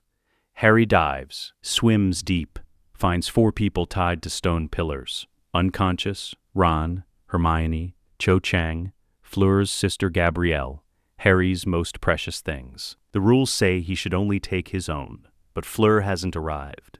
Gabrielle will die. Harry frees her too, brings all 3 to the surface. He's late, loses points for time, but gains points for moral fiber. Saving someone else's hostage, still in competition. The third task, the maze, June 1995. Champions enter a massive hedge maze. The Triwizard Cup at the center. First to touch it wins. Harry runs, dodges obstacles, Sphinx riddles, blast-ended scroots, acromantulas. He's fast, skilled. Years of training showing. Reaches the center. Cedric Diggory is already there. Staring at the cup. Potter. We reach it together. Hogwarts tie? Harry hesitates. Sure. Together, the resurrection, a figure emerges from the shadows. Wormtail, Peter Pettigrew, carrying a bundle, something moving. Kill the spare, a high voice hisses. Wormtail raises his wand. Avada Kedavra. Harry stares, shocked. That wasn't supposed to happen. Cedric was innocent. Unnecessary. My lord, Harry starts. Silence, Voldemort's voice commands. From the bundle, this is necessary. Witnesses complicate things. Wormtail begins the ritual. Bone of the father, unwillingly given. Dust from the grave rises, enters the cauldron. Flesh of the servant, willingly sacrificed. Wormtail raises a knife, cuts off his own hand. Screaming, drops it in the cauldron. Blood of the enemy, forcibly taken. He approaches Harry, knife gleaming. Harry extends his arm, willing, complicit. Wormtail cuts. Deep, blood flows into a vial. Dropped into the cauldron, the potion boils, steams. Transforms a figure, rises. Tall, pale, bald, noseless, red eyes. Lord Voldemort. Fully corporeal, restored. He examines himself, flexes his fingers, smiles. At last, after 14 years, I have returned. He approaches Harry, still bound. My son, my heir, your blood runs through my veins now. We are bound, truly, forever. He touches Harry's face, almost gentle. You've done well, so well. Now we stage the performance. Performance? Harry asks. For Dumbledore, the cup is a portkey back to Hogwarts. You'll return, claiming I rose, claiming you barely escaped, the perfect witness. What about Cedric? Unfortunate, but necessary. His death makes your story believable. Tragic. Dumbledore will believe you. Death Eaters apparate, summoned by the Dark Mark. Lucius, Crabbe, Goyle, MacNair. Not. Others, they kneel. My lord, you've returned. I have, and I am stronger than ever. The boy's blood has granted me immunity to protections. Nothing can stop me now. He turns back to Harry. We duel. For appearances, your wand and mine are twins. They will connect. Priori incantatum. Echoes of the dead will appear. Use that to escape. Return to Hogwarts. Tell them everything. Voldemort releases Harry, steps back. Bow to death, Harry Potter. Harry bows, slightly, mocking. They duel. Spells fly. Harry defends. Voldemort attacks. The wands connect. Golden thread erupts. Echoes appear. Cedric. Others Voldemort has killed. Harry, Cedric's echo whispers, take my body back. Don't let him keep it. Harry nods. The echoes distract Voldemort. Harry breaks the connection, grabs Cedric's body, summons the cup. Accio cup. It flies to his hand. Portkey activates. He disappears. Voldemort smiles. Perfect. Let the game begin. Hogwarts, the maze exit. Harry appears. Clutching Cedric's body, the crowd gasps. Dumbledore rushes forward. Harry, what happened? Voldemort, he's back. The cup was a portkey. Graveyard, ritual. He killed Cedric. He's back. Harry is shaking. Not faking. Genuine trauma from watching Cedric die.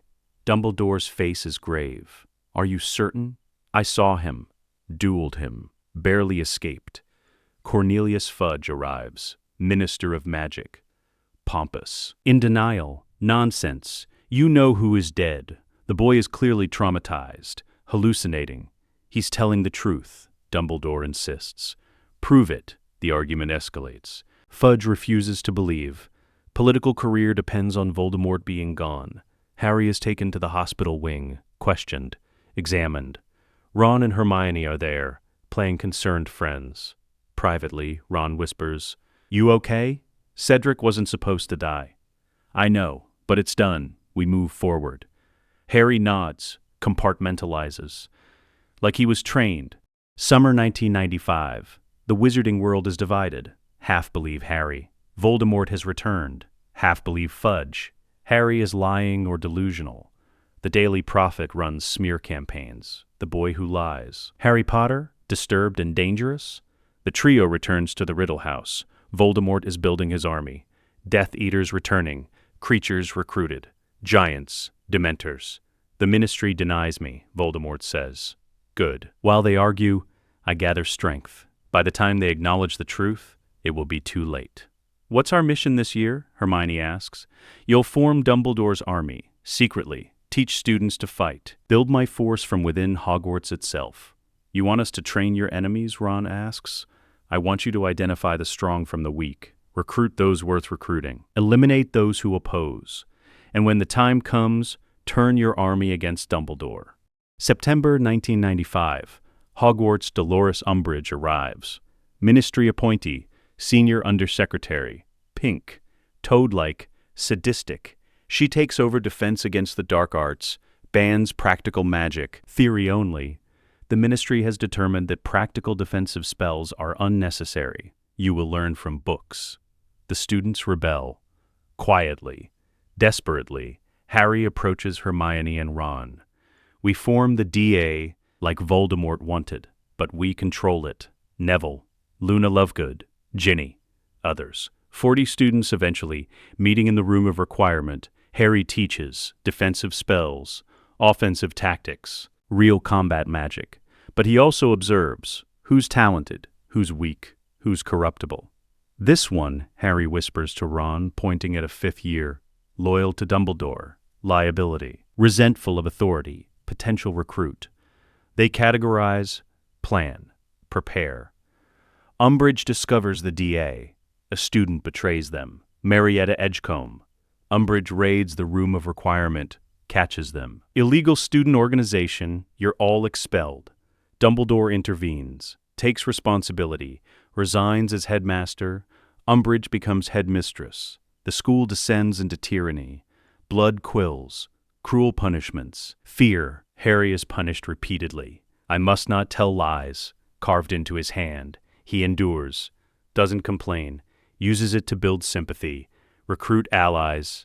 June 1996, the Department of Mysteries. Voldemort plants visions in Harry's mind. Via the Horcrux connection, shows him the Department of Mysteries. Sirius being tortured. It's fake. All of it, but Harry pretends to believe it. Sirius is in danger. We have to save him. Ron and Hermione know it's a trap, but they play along. They gather the DA, 6 students. Harry, Ron, Hermione, Neville, Luna, Ginny. Travel to the Ministry via Flu Network. The Department of Mysteries is dark, eerie, full of strange rooms. The Hall of Prophecy, rows of glowing orbs, thousands. Harry finds the one labeled with his name, and Voldemort's. He reaches for it. Death Eaters appear, surrounding them. Lucius Malfoy, Bellatrix Lestrange, Antonin Dolohov, others. Give me the prophecy, Potter. No. The battle begins. Students versus Death Eaters. The DA fights well. Harry's training showing, but they're outnumbered, outmatched. The Order of the Phoenix arrives. Dumbledore's forces, Sirius Black, Remus Lupin, Mad-Eye Moody, Kingsley Shacklebolt, Tonks. The tide turns. Sirius duels Bellatrix. Cousin against cousin, they fight viciously, personally. Decades of hatred in every spell. Bellatrix casts. Cutting curse, Sirius blocks. They're evenly matched. Then Bellatrix stumbles. Sirius has an opening. One spell. He could end it. Harry watches from across the room.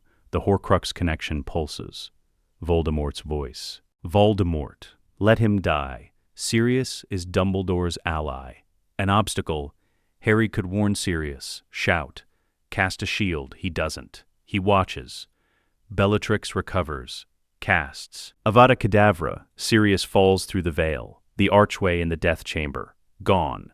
Remus screams. Sirius was his godfather. In another life. In another world. But in this one, just a name. A stranger. The battle ends. Death Eaters retreat. Voldemort arrives. Duels Dumbledore in the Ministry atrium. Spectacular. Terrifying. Water becomes serpents. Fire becomes shields. Ministry employees witness it. Finally, undeniable proof. Voldemort is back. Fudge sees. Goes pale. He's back. You know who is back. Voldemort escapes. Deliberately, theatrically. His return is now public knowledge. Later, Grimmauld Place. Order headquarters. The Order mourns Sirius. Harry sits apart, Ron and Hermione with him. Remus approaches, grief-stricken, angry. You were there. You saw him fall. I did. Did he suffer? Harry lies. No. It was instant. Remus breaks down. Sobs. Harry feels nothing. Just watches. Ron touches his arm. You all right? He was my godfather. I know. I didn't save him. Hermione speaks. Carefully. You couldn't. You were fighting. It happened too fast. Harry nods. Accepts the lie. But later, alone with Ron and Hermione, he speaks truth. I let him die. We know, Ron says. Voldemort ordered it, via the connection. Sirius was an obstacle. Do you regret it? Hermione asks. Harry considers. No. Should I? I don't know. They sit in silence. The first major fracture, the first time they've directly caused a death through inaction, it should bother them more than it does. But it doesn't. They're what Voldemort made them. Summer 1996. Voldemort consolidates power. Death Eaters infiltrate the Ministry. Key officials imperised, others blackmailed. By autumn, the Ministry is effectively his. Rufus Scrimgeour becomes minister. Attempts to resist. Fails. Assassinated within 6 months. Pious Thickness takes over. Under Imperius. Voldemort's puppet. New laws, Muggle-born registration, blood purity enforcement, censorship, the regime begins. September 1996. 6th year. Dumbledore is still headmaster, but weakened, dying. He found Voldemort's ring Horcrux over the summer, foolishly put it on, cursed. His hand is withered, black, spreading. Snape contains it, but Dumbledore has maybe a year left. He summons Harry privately. Harry, I need your help. Voldemort created Horcruxes, pieces of his soul. We must destroy them. Harry plays ignorant. Horcruxes, what are those? Dumbledore explains. Objects containing fragments of a soul. Voldemort made several. We must find them, destroy them. Only then can he be killed. How many? I believe 6, plus the piece in you. Harry's eyes widen. Perfectly acted surprise. In me? Your scar. The night Voldemort attacked, a fragment of his soul latched onto you. You're a Horcrux, Harry. So I have to die? Perhaps. Or perhaps there's another way. I'm researching. But in the meantime, we hunt the others. Harry reports this to Voldemort immediately. Dumbledore knows about the Horcruxes. He's hunting them. Voldemort is unconcerned. Let him search. Most are well hidden. The locket is in a cave. The cup in Gringotts. The diadem in the room of requirement. He'll never find them all. He wants my help. Help him. Pretend to search. Feed him false information. Misdirect him. What about the one in my scar? That stays. It's our connection. Our bond? Without it, you're just another wizard. With it, you're my heir. The year progresses. Dumbledore and Harry go on missions, searching for Horcruxes, the cave, to retrieve the locket, but the locket is fake. RAB took the real 1 year ago, Regulus Black. Sirius's brother, Harry and Dumbledore, don't know this. Dumbledore drinks the potion, nearly dies. They escape, return to Hogwarts weakened. The Astronomy Tower, June 1997. Death Eaters invade. Led by Draco Malfoy. Draco was tasked with killing Dumbledore. He can't do it. Wand shaking, terrified. Snape arrives, as planned. Severus, please. Snape casts Avada Kedavra. Dumbledore falls, dead. Harry watches from below, under the invisibility cloak. He should feel something. Grief, anger, horror. He feels relief. Dumbledore is gone, the greatest obstacle removed. Voldemort's path is clear. Summer 1997. The Ministry falls completely. Voldemort rules Britain. New regime. Harsh, brutal, efficient. Muggle-borns hunted, blood traitors imprisoned, resistance crushed. Hogwarts reopens under Snape, headmaster. The trio returns, not as students, as enforcers. 7th year, but they're not learning, they're controlling. Students fear them, whisper about them. Potter's gone dark. Weasley plans the raids. He's the strategist. Neville Longbottom forms a resistance. Students who refuse to comply. He's brave, foolish, doomed. Harry hunts him personally, finds him in the room of requirement, where the DA once met. Neville spins, Wand raised. Harry, I didn't want to believe it, but it's true. You've joined him. I never left him. He raised me, trained me. I've been his since the beginning. The prophecy said you'd defeat him. The prophecy was wrong. Or maybe I already defeated the Voldemort who attacked my parents. This one, I serve. Neville fights with everything. Courage, desperation, heart. Harry fights with precision, technique, power. It's not close. Harry disarms Neville, knocks him down. Why not kill me? Neville gasps. Because you remind me of something. Someone I used to pretend to be. The hero. The good guy. I almost liked that person. So I'll let you live. Run, Neville. Hide. Tell everyone Harry Potter is gone. Only Voldemort's heir remains. February 1998. Ron encounters Bill and Charlie again. They've joined the Resistance, fighting Voldemort's forces. A raid, Hogsmeade. The trio leads Death Eaters. Bill and Charlie are there. Defending villagers, they see Ron. Disbelief, horror, Ron. What have you done? Ron's face is cold. What I was always meant to do. Bill approaches. Desperate. You're our brother. Mum died protecting you. Dad died fighting for people like you. This isn't who you are. You're strangers. I don't know you. I don't remember them. Then let us remind you, Charlie shouts. They attack. Not to kill, to subdue, to save. Ron fights back, efficiently, ruthlessly. He could kill them, easily. But something stops him. The blood oath pulses. Harry and Hermione feel it. Ron's hesitation, his doubt. He stuns Bill and Charlie. Doesn't kill them, leave them, Ron orders the Death Eaters. They're not worth it. You could have killed them. I could have. I didn't need to. Efficiency over excess. You taught me that. Harry studies him. Don't go soft on me, Ron. We're too close to the end. I'm not soft. I'm tactical. But the doubt is there. Growing. April 1998. Hermione duels McGonagall. The Battle of Hogwarts is coming. Voldemort gathers his forces. McGonagall leads the Resistance. Staff. Students. Order remnants. She confronts Hermione in the Transfiguration classroom. Miss Granger, you were the brightest student I ever taught. What happened to you?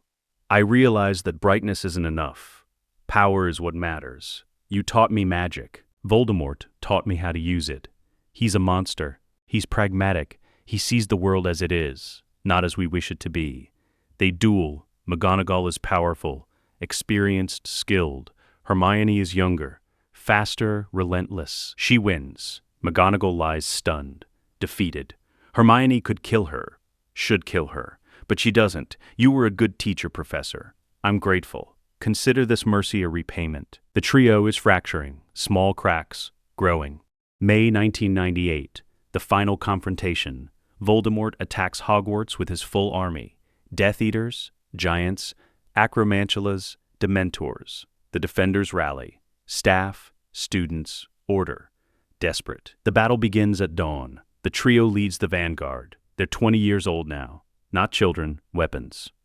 Harry duels multiple opponents, wins every fight. Ron coordinates the attack, moving Death Eaters like chess pieces.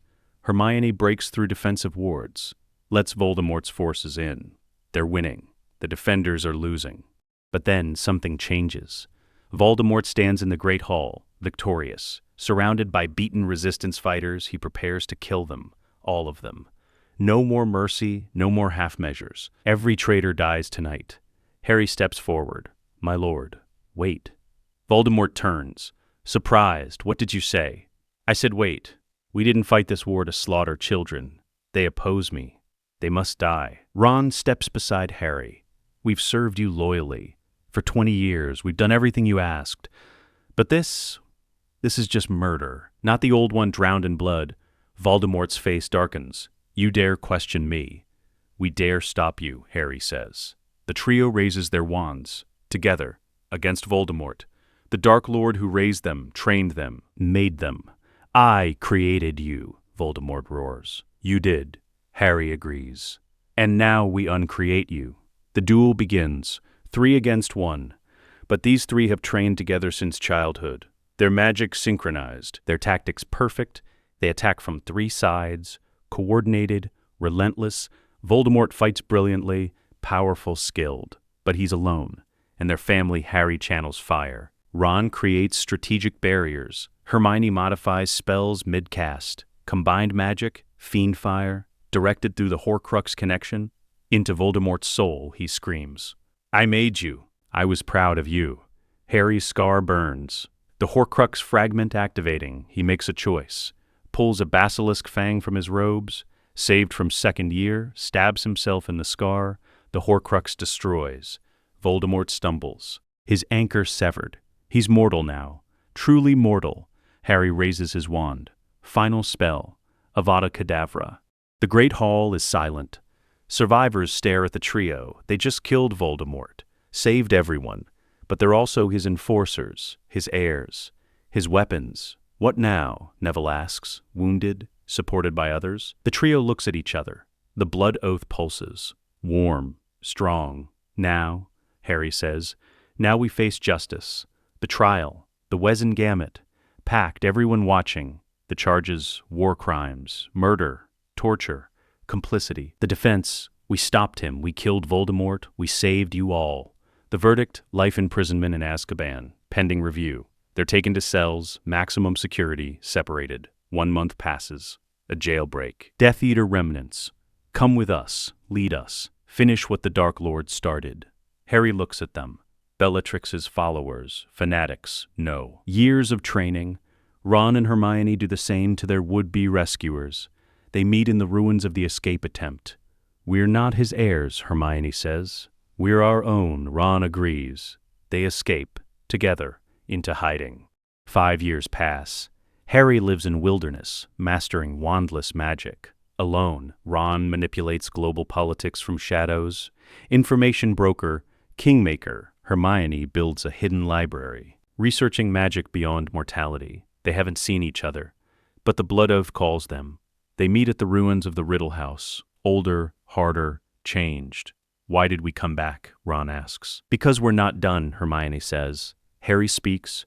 Voldemort wanted to rule through fear. We can do better, they plan. Not a violent coup, subtle manipulation. Ron's network plants allies in key positions. Hermione's reforms introduce merit-based systems, no blood purity, but ruthless competency tests. Harry becomes a mysterious protector, stopping dark wizards publicly, building a reputation, a new order, efficient, meritocratic, cold. Not Voldemort's tyranny, but not Dumbledore's idealism either. Something in between. 10 years after the war, the wizarding world has changed. The trio meet in secret, always. Harry is 38, scarred, weary. Is this what we wanted? Hermione calculates. It's what works. Ron stares at an old photo, the burrow, kept secretly all these years. I don't know anymore. Harry speaks. We can still walk away. Hermione responds. And let it fall apart? We didn't destroy Voldemort just to let chaos win. Ron speaks the truth, so we're trapped, forever managing the world we broke. Silence. Harry, quietly. Maybe that's the price of power. They sit together, watching the ministry from a distance. The camera pulls back, 3 figures in shadows. The world changed, safer, more efficient, but at what cost? They don't have the answer. Maybe there isn't one. Fade to black. Let us know what you'd like to see next. The end.